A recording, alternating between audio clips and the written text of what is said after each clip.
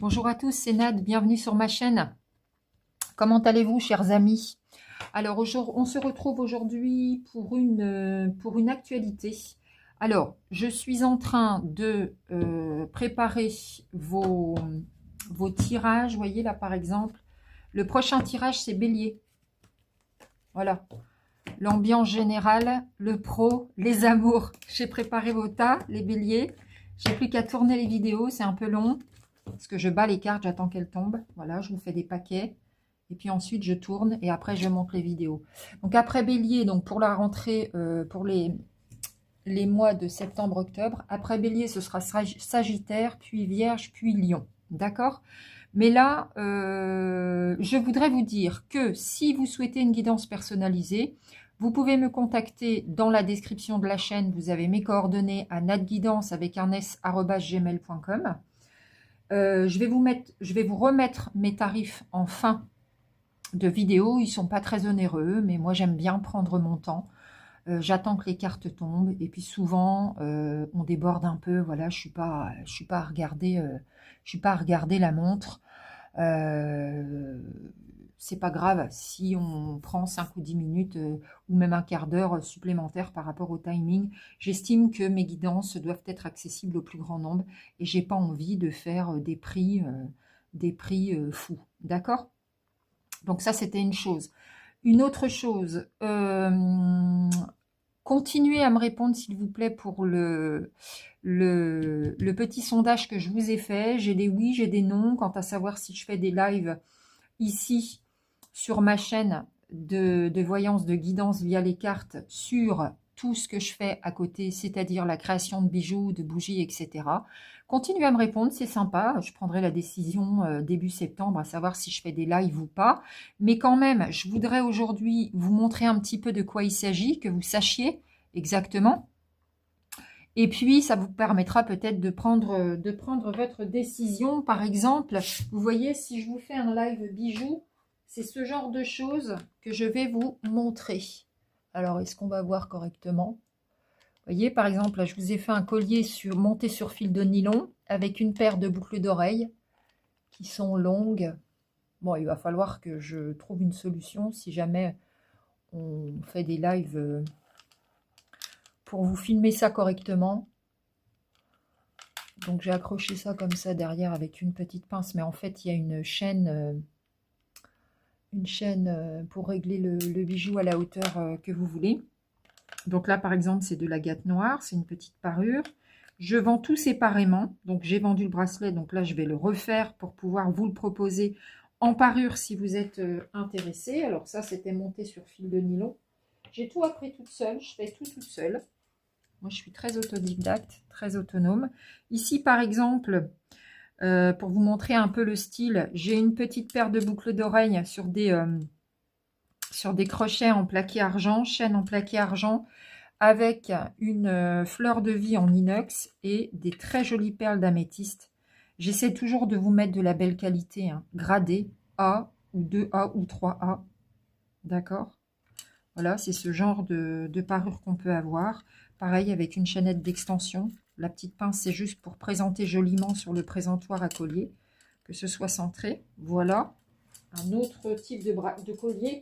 J'en fais tellement des différents, en fait.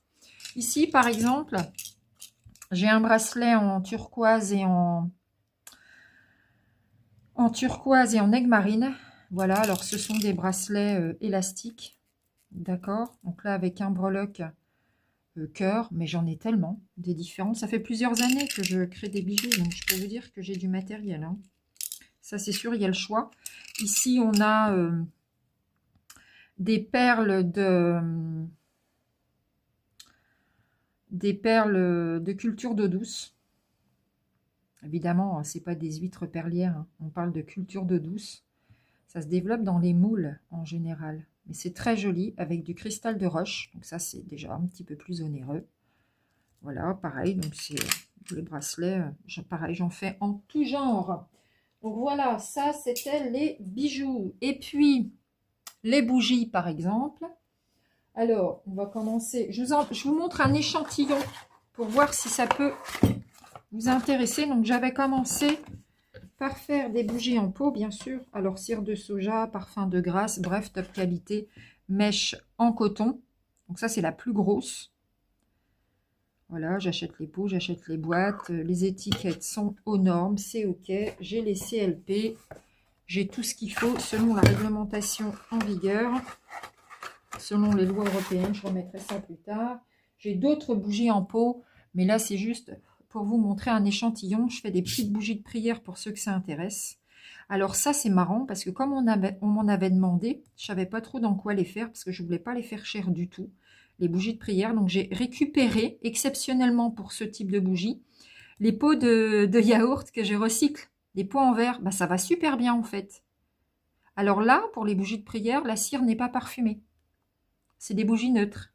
Bon, des autocollants, c'est pareil, j'en ai pas mal. Je fais des bougies en pot, je fais des bougies moulées. Par exemple, ici, on a une jolie pivoine, alors de toutes les couleurs, hein, bien sûr. Voilà. Parfumée, toujours des parfums de grâce, top qualité. Je ne trancherai jamais, enfin, je prendrai toujours de la top qualité. Ici, j'ai une Vierge Marie et l'enfant parce que c'est pareil, on me l'a demandé. Donc, moi, je fais ce qu'on me demande, hein, vous savez. Pourvu que ça plaise. Qu'est-ce que je peux vous montrer d'autre? J'en ai une autre comme ça, par exemple. Vous voyez, c'est une grosse. Alors là, elle est emballée. C'est une grosse bougie en forme de rose rouge. Parfum Moneuil.